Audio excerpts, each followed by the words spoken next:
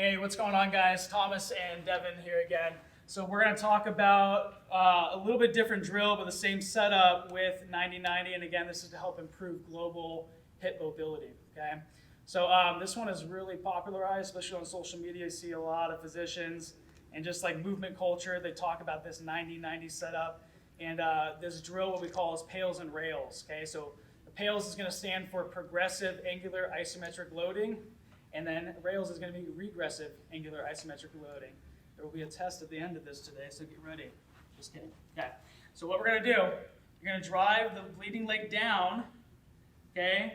And what we're trying to do is get to about 100% tension within 10 to 20 seconds. So he's not doing that 100% tension right away. He's building into that in that position where he's limited in through his hip, and he's starting to learn how to contract that at a higher intensity, okay? So once we reach about maximal pressure or contraction in the hip, he's going to do the regressive portion. So what we should see change is his trunk in relation to his leg, this angle is going to close. So what I want you to do, Thomas, is think about trying to pull your leg up against my hand, and then I want you to try to pull your trunk towards your leg and try to close that angle without excessive flexion through the spine to give us artificial mobility, okay?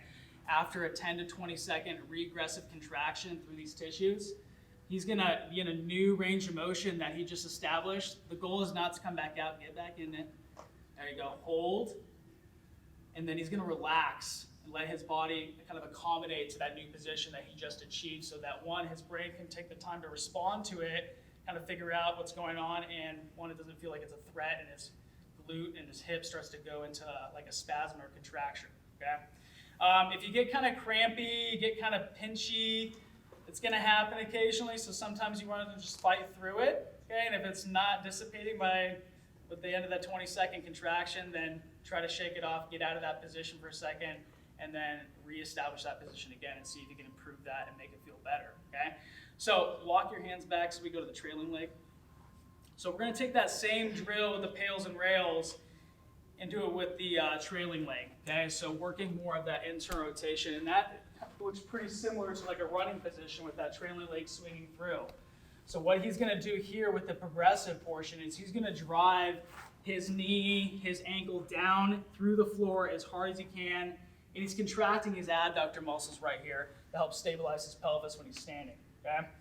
So after about 10 to 20 seconds, building up to 100% contraction, he's going to pull up as if my hands were here and resisting him, trying to lift his leg, his whole entire leg off of the floor, and also trying to close that angle from his trunk to his thigh, try to increase that range of motion, trying to produce a new type of range of motion.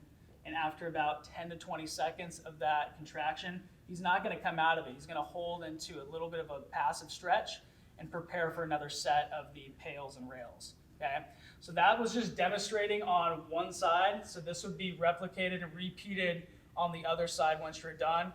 And you'd be doing this routine for anywhere from like 2 to 3 sets. When you're done, you should be sweaty, shaking. You should feel like you had a pretty good workout, okay? Most of these mobility exercises, it shouldn't just be nonchalant, just kind of sitting there passively and just stretching. You want to actively work into those positions and try to achieve those positions, okay? So give this one a try and let us know what you think.